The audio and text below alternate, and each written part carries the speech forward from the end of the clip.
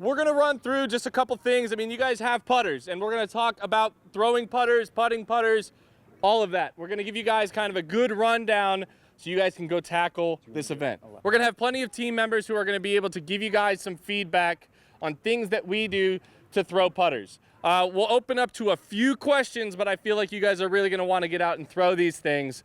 But we would love to help answer that. And if you're interested and we didn't answer your question here, make sure you come out to the luck of the draw doubles with Chris Clemons and Nico LaCastro. We will be doing a clinic as a part of that event as well. So we will do our best to make this happen. Big thanks to Paige Shue for putting this on. Let's give it a round of applause. Is that good? Amazing, amazing. She does amazing things. Probably one of the best putter throwers in the game, both men, male or female. Pretty awesome. So, my name's Eric Oakley. We're gonna run down the line and everybody can do just a quick little introduction. You can probably peek the mic. Got you. And make it happen. What's up, guys? I'm Chris Clemons. I'm a lefty, so I'm a weirdo. I've been playing disc golf for like 15 years. I consider myself a pretty good putter, and I don't throw them that often. I throw harps quite a bit, which I guess is kind of a putter. But yeah, that's me. I'm glad you guys are all here. Let's go. I'm Sarah Gilpin, and I've been playing competitively for about 4 or 5 years or so. About 2 years into throwing competitively, I learned how to throw a putter, and it was one of the best things I ever learned how to do. So hopefully we can help you guys out with that today. Nice. Pass it on. My name is Ava Meyer. I have been playing competitively for 6 years, and I'm only 12, so. I've been playing twice as long as I have, geez. My name is Malachi Arzola. I've been playing competitively for just over 3 years. I learned to throw putters probably about a year ago, and I can put a Warden out about 300 feet consistently. My name's Elijah Hogan.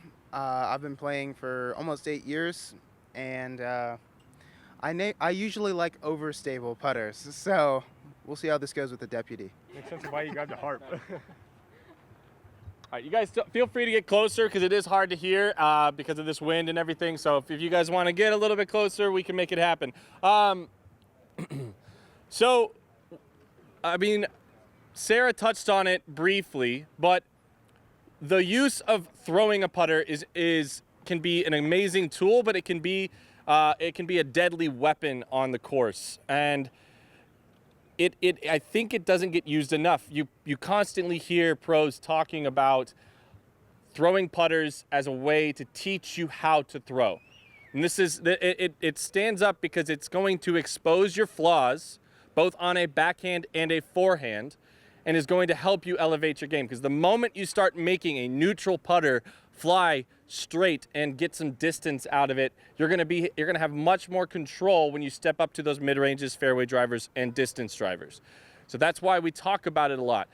When the wind picks up, it can be really difficult, but still having that control and learning how to spin the disc, which you will learn by throwing these putters, is incredibly important.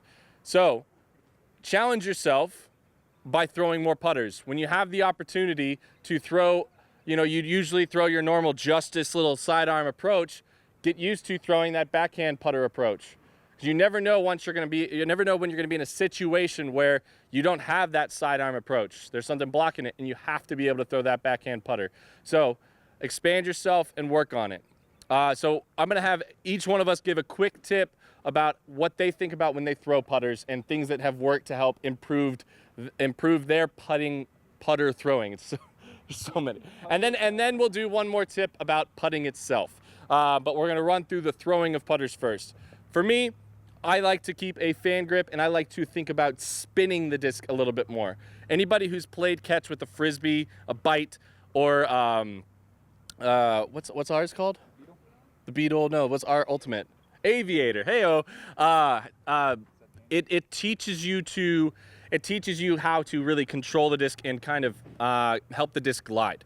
When I'm throwing with a lot of spin, I feel like it's me controlling the disc, and I feel like I'm controlling this from my hand, to the ground. And that's super, super important when it comes to throwing onto slopes and controlling the angles as they reach the ground. So if you can, think about spin, but also learn to play catch. Those are the two things that I think will help improve the throwing with your putters. Bam. Very good, very Speak good. up. Hello, hello. So me being from Missouri and Kansas, I never really threw putters a whole bunch when I first started playing. You know, I was throwing drivers or really overstable mids. But the more that I played, the more that I toured. I played in woods and stuff like that where you have to, you know, kind of curve the disc more and throw some more interesting shot shapes. I started to throw putters a lot more. And especially if you're throwing in the woods, the slower a disc you throw, the better your kick off a tree is going to be. And I hit a lot of trees. So that's, you know, that's why I like to throw putters. But as Eric said, learning to play catch is invaluable, and that'll help you. Also kind of controlling the disc. And I use putters a lot. If I feel my form is a little wonky in the field, I'll go and do field work with putters, you know, and make sure it's coming out clean, no wobble, try to do hyzer flips, turnovers, everything like that. Okay, fan grip is one of the main things I think about, as Eric mentioned before. I know some people will use a power grip, but for me it's a lot easier to control the angles and everything with a fan grip. So playing around with different grips with your throws can be really beneficial. Also, I tend to have to think about height with my putters because I tend to throw low, so I have to remember to keep my elbow up and give it some air so it has room to glide and everything. Putter only rounds, those are super beneficial, as Chris was kind of saying. I started doing those earlier this year, and I can tell they've really helped out even with when I move back up to fairway drivers and drivers. I can tell I have more distance and just more control over all the discs. So, don't know if that helps. You should probably listen to the pros, but I'm the opposite. I throw all of my discs with a power grip just because it's what's more comfortable for me. And me and my dad play CTP all the time. And so whenever I just need to lay it up and get really close to the pin, I just imagine that my dad's disc is sitting like 5 feet away and I have to beat him because we're very, very competitive about it. So that's how I had to think about it. Nice, awesome. So opposite of Ava, I don't throw anything with a power grip. I use a modified fan grip, which makes it really easy to comfortably throw everything. Because I'm not switching a driver and a putter's grip, I'm constantly getting the same grip, same release, and everything. So one of the things, like Mr. Eric said, spin the disc. I like to throw lucid wardens, and I like to focus on slight hyzer and get it to flip up. I like to throw putters straight with very little fade or turn. And so with that, I spin the disc a lot, and I'm not throwing very hard. I'm trying to keep it super duper smooth. So yeah, I'm a whole lot like Ava. I actually don't know how to use a fan grip. I throw everything in a power grip, but I also really like to forehand putters, even understable ones. And I often think of more like less arm, more just snap, use more wrist and less arm. So that's what I like doing. Yeah, we're just giving our best putter tips. Throwing putters. Throwing putters. Okay. Really good at that. Yes. Hi, yes. Champ. Woo woo. Yeah. Real quick, thank y'all so much. Gosh, that was so stressful. Y'all are so understanding. Gosh, thank you. The disc golf community is second to none, right? Like, what an awesome group of people here, and we're excited to be here for DDO. So, okay, back on topic, right? So throwing putters, my favorite part of disc golf. Y'all see, you know, when I first saw someone throw a putter, they were throwing it dead straight, and I didn't know that was possible. You know, I feel like I was just taught how to flex and max distance, but learning to throw a putter is the best thing you can do for your game. My tips are pretty much kind of a combination of everyone's that they said already. The number one thing is the height, like Sarah said. You really got to get some height underneath your putter. They're deeper, so there's more air that can get underneath it the further it's going to glide, right? But the thing I really try to think about is, yes, I want to throw it high, but I want to keep it flat. It's easy when you're trying to throw high to get your disc nose up. You don't want to do that with the putter. You want to keep it flat so it can stay in the air as long as it possibly can. As long as it possibly can. So I can throw putters as hard as I possibly can, and because of how flat and the height Like it doesn't turn over on me. So that's the best tip I can give you. Really trust it. You can, once you can lean into throwing a putter, you'll see the improvements in other parts of your game.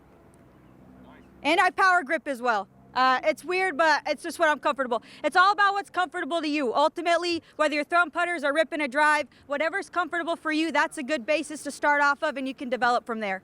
Hey, run it back and give us your best tip for putting. Ooh, best tip? Right. I know y'all probably heard it a million times, but following through is the easiest way to improve your putting. Literally. Just emphasize that follow through. If you're a push putter, any push putters here? Or mostly spin? Push, right? It's emphasizing that height. I'm a push putter. If you're a spin putter, emphasizing that, wrist action at the end. You'll get a lot further and you get to see where your mistake is. If you airball right and you look at your follow through, you can see, hey, my wrist was opened up a little bit too much. Or if you're a push putter and you see your follow through was quick and short and you miss short, it really teaches you what adjustments that need to be made in order for you to improve your putting. So that's my best tip. Yeah, Paige. Woo, woo. What's up, champ? Yeah.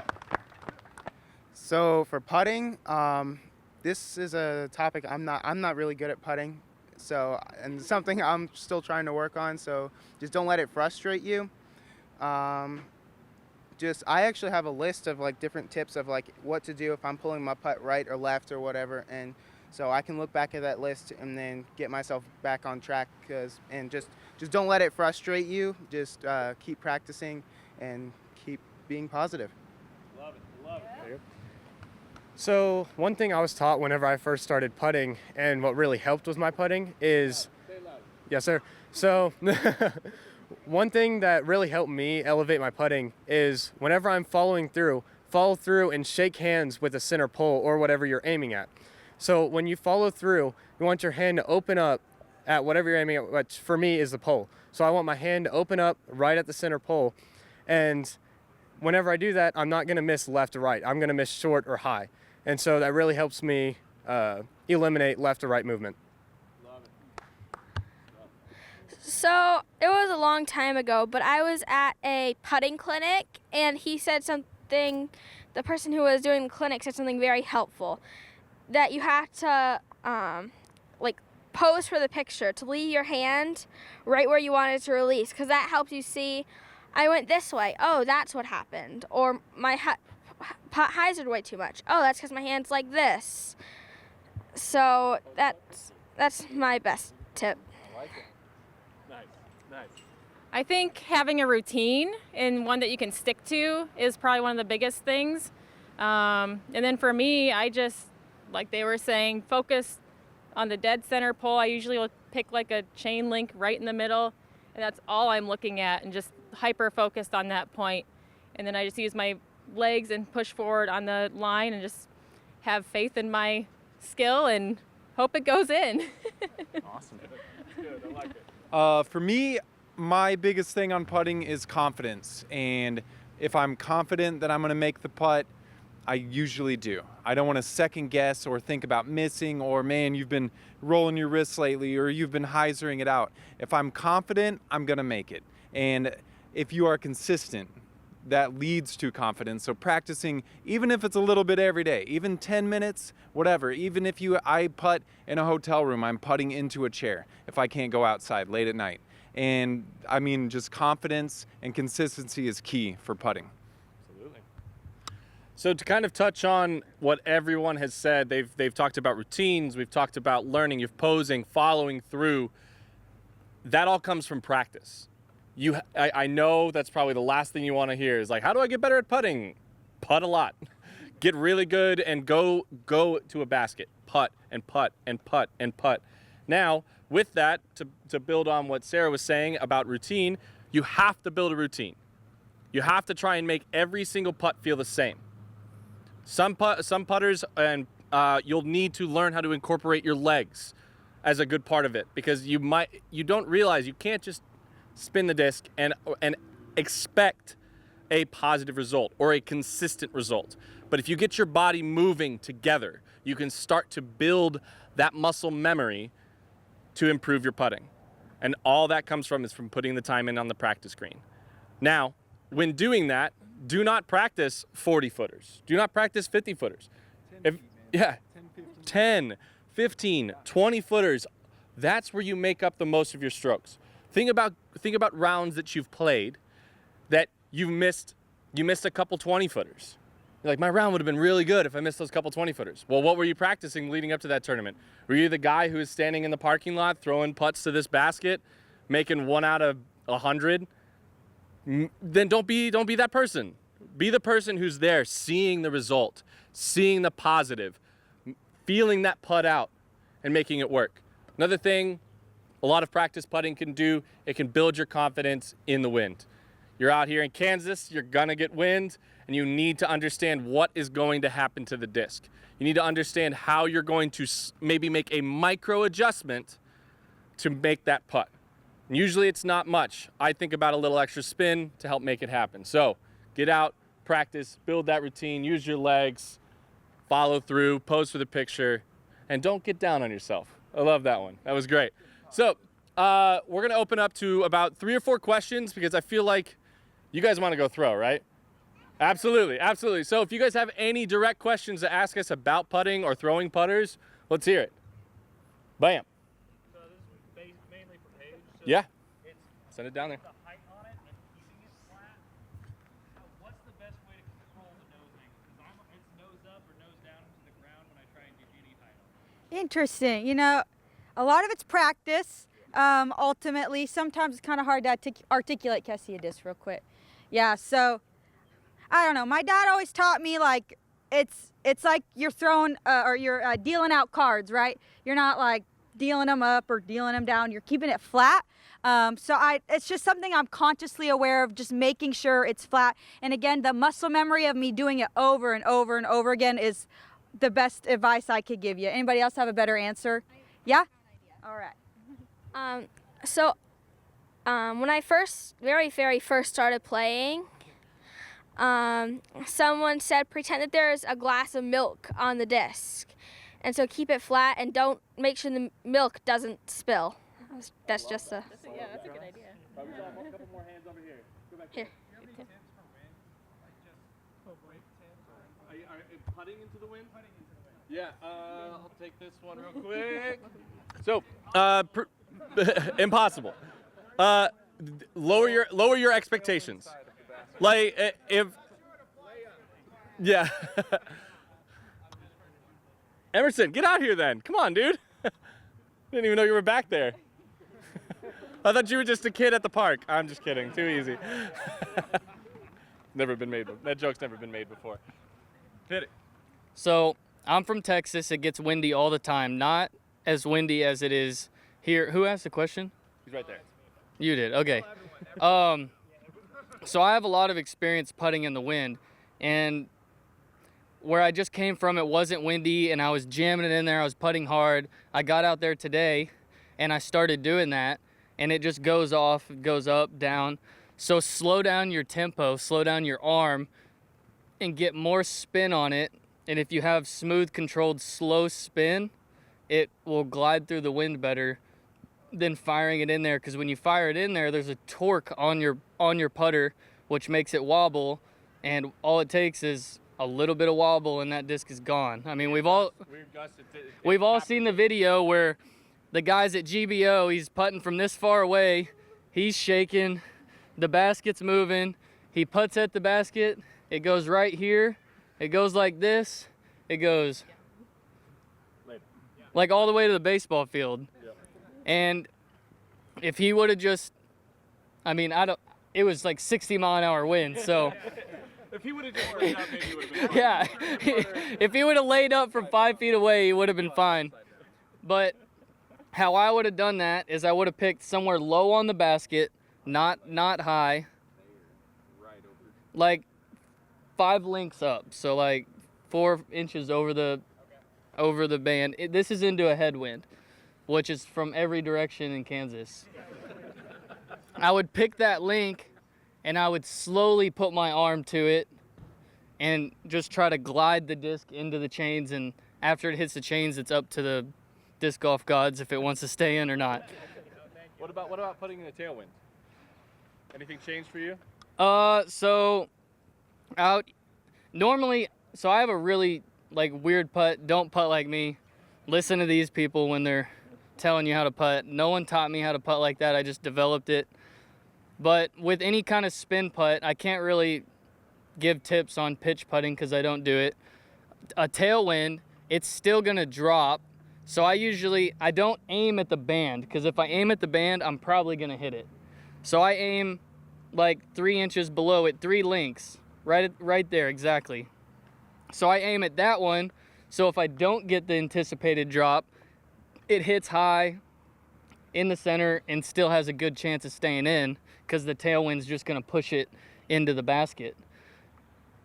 So I just aim a little bit higher, but not over the top of the basket, because sometimes it can still get, the wind can get underneath your putter by like hitting a, yeah, like Ricky.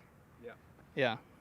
Nice. That was great. All right, cool. Crosswinds are important as well, because understanding which ones are going to lift, which ones are helping wind. So if you're a right-handed player and you have a right to left, it's probably going to lift your disc, because it might end up a little bit on hyzer. And if it's a left to right, it's probably going to slam the disc down. So you're going to get similar things of like right to left for you as a right-handed player is going to play more like a headwind, because it's trying to lift it, and opposite tailwind coming the other way. Faith. Yes, I do.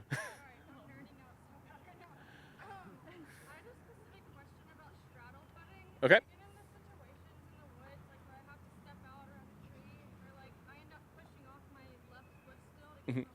Yeah.